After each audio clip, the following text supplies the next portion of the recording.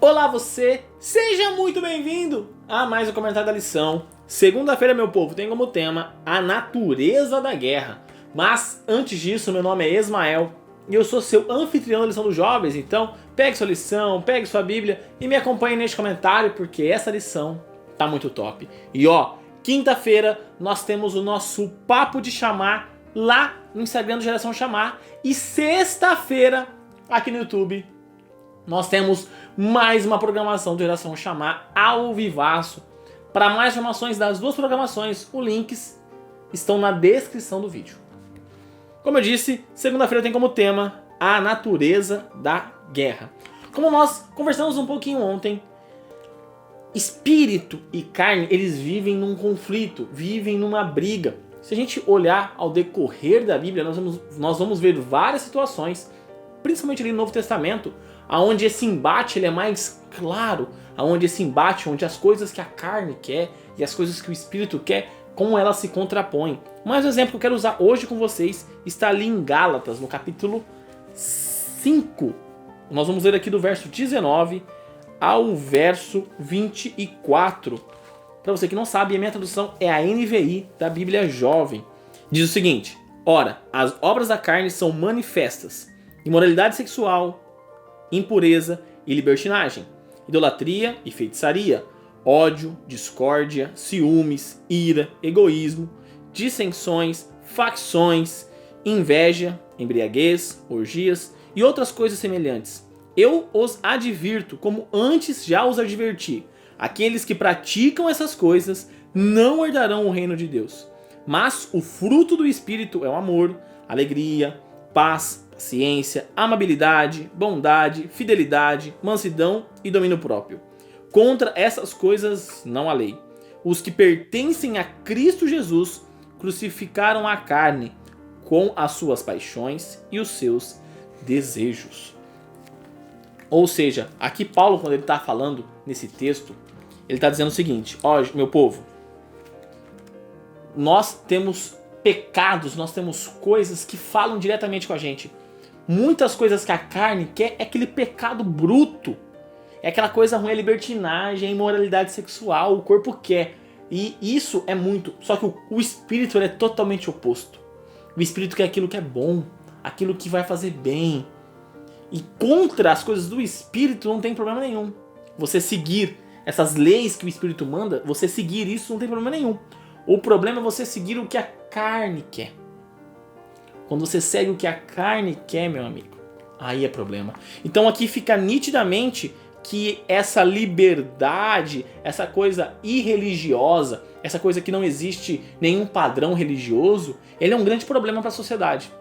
Só que um outro problema muito importante está relatado no mesmo livro de Gálatas, no capítulo 3, no verso 2 ao verso 6, que vai dizer exatamente o seguinte: gostaria de saber apenas uma coisa: foi pela prática da lei que vocês receberam o Espírito ou pela fé naquilo que ouviram? Será que vocês são tão insensatos que, tendo começado pelo Espírito, querem agora se aperfeiçoar pelo esforço próprio? Será que foi inútil sofrer tantas coisas? Se é que foi inútil, aquele que dá o seu Espírito e opera milagres que vocês realizam, essas coisas pela prática da lei ou pela fé com a qual receberam a palavra. Considere um exemplo de Abraão. Ele creu em Deus e isso lhe foi creditado como justiça. Aqui Paulo está falando daquela pessoa religiosa que começou a acreditar que no começo da caminhada dela, ela aceitou a graça. Ela entendeu a Bíblia. Só que depois ela começou a acreditar que ela precisava ser justificada pelas obras. Ela se perdeu no meio do caminho. Ou aquelas pessoas que acreditam que você só pode viver única e exclusivamente pela graça de Deus. Você não precisa fazer nada para demonstrar isso. Nós estudamos nas semanas passadas aí que um exemplo que nós aceitamos a graça é viver de acordo com o que a lei pede, é obedecer à lei. Então, nós precisamos ter essa linha bem definida. Nós não podemos viver na libertinagem, aonde viver tudo que o corpo quer fazer, fazer tudo que o corpo quer, mas da mesma forma nós também não podemos viver acreditando que as nossas obras vão nos salvar. Nós não podemos viver acreditando que nós temos que guardar os mandamentos para sermos salvos. Mas nós precisamos acreditar e entender que a graça já nos alcançou. E a partir do momento que a graça nos alcança, nós demonstramos isso. Então, esta grande guerra, essa grande batalha entre a carne e o espírito, ela é constante. Em cada ato, em cada decisão, em cada pensamento. Ela é uma luta constante, é uma luta diária. E tudo depende da sua comunhão com Deus, com a palavra e a sua vontade de seguir as ordens do Espírito. E a sua vontade de lutar contra a força da carne. Então, neste momento, feche seus olhos e ore comigo. Querido amado Deus, obrigado, Pai, por mais um dia. Pai, que o Senhor nos ajude a andarmos segundo o Espírito e não andarmos segundo a carne. Pai, que o Senhor nos ajude a sabermos controlar os nossos impulsos, as nossas vontades da carne, para que nós possamos seguir fielmente e sem nenhuma objeção o Espírito. Pai, que o Senhor também nos ajude a não acreditarmos que as nossas ações, nós guardarmos os seus mandamentos, nós podemos comprar o direito de morar com o Senhor.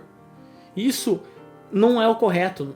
Que o Senhor nos ajude a entender que a graça já nos alcançou. Que a graça, simplesmente ela nos basta para sermos justificados pela fé, para que possamos ser alcançados pela tua mensagem e para que possamos ter força para lutar contra os nossos impulsos. É isso que eu te peço e te agradeço em nome do seu Filho Jesus. Amém. Então é isso, galera.